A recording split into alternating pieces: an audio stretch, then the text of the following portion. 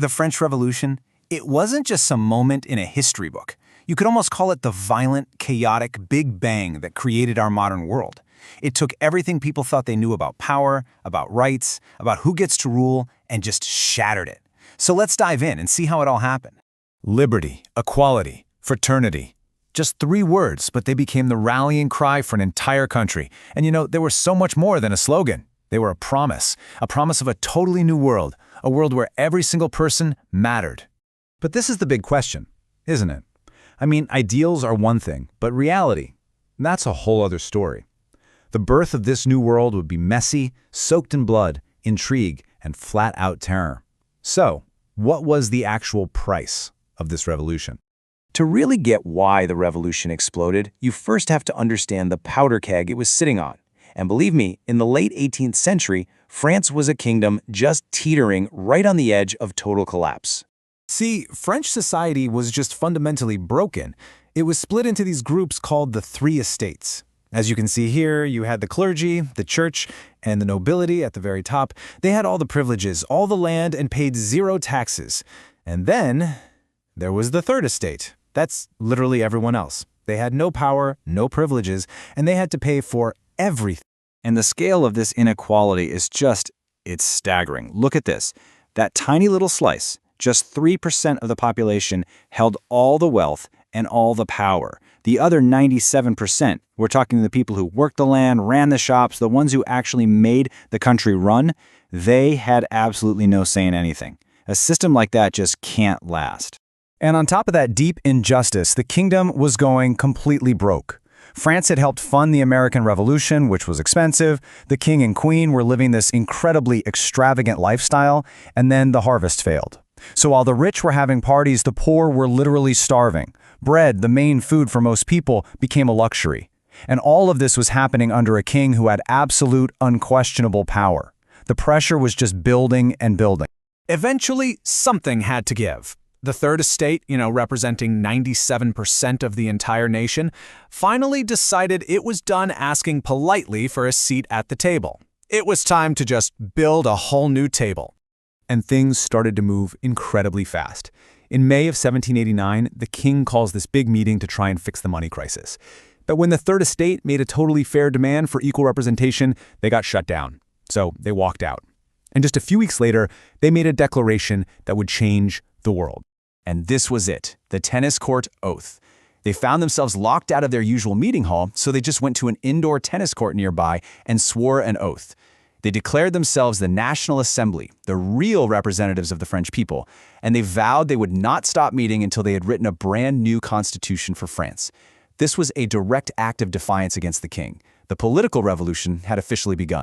Now, an oath was a huge political statement, for sure, but the revolution very quickly moved from a tennis court into the streets of Paris, where all that anger from the people finally boiled over. The target was the Bastille. And you have to understand, this was way more than just a prison. It was this terrifying symbol of the king's tyrannical power. It was a place where enemies of the crown just disappeared. So on July 14th, when the people of Paris stormed it, they weren't just looking for weapons. They were tearing down a symbol of everything they hated. In the aftermath of that uprising, the National Assembly issued one of the most important documents in all of human history, the Declaration of the Rights of Man and of the Citizen. And its very first article, right here, just turned the entire old world completely upside down. It said that your rights don't come from a king or from the church. They come from the simple fact that you were born. The people, not the king, were in charge now. But the fight to build a new France from the ashes of the old, well, it was about to take a really dark and violent turn. The revolution began to eat its own children. This period is known as the Reign of Terror. Led by this radical figure, Maximilien Robespierre, the revolution, which was feeling threatened by foreign wars and torn apart by fights at home, turned inward.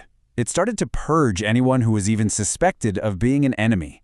It was this desperate, brutal attempt to save the new republic through paranoia, accusation, and public execution.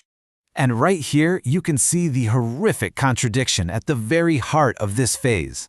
That promise of liberty, it was replaced with constant suspicion and fear. The promise of equality, That became mass executions by the new, terrifyingly efficient guillotine. And fraternity, that beautiful idea of brotherhood, it was shattered as the nation turned on itself. So, after all the bloodshed, all the chaos, what was left? How did this decade of revolution finally end, and what did it actually leave behind for the world? Well, all those years of instability and terror created a massive power vacuum. And into that vacuum stepped a brilliant and unbelievably ambitious general, Napoleon Bonaparte. In 1799, he seized control in a military coup, which effectively ended the revolution. And not long after, he would declare himself emperor. So you might think, well, it ended with another dictator. So what was the point? But here's the thing. The ideas of the revolution were unstoppable. The genie was out of the bottle. It totally destroyed the old feudal system in France forever. It established the principle that everyone, no matter who you are, is equal under the law. And it laid the groundwork for the modern nation-state, a country defined by its people, not just by its king. And those ideals, they would go on to inspire democratic movements all across the globe for centuries to come. Which leaves us with one last, really difficult question. The revolution gave the world these incredible ideas of democracy and human rights, but it did so through unbelievable violence and terror. Was that a necessary price for the world we live in today? That's a question history asks us to wrestle with, even now.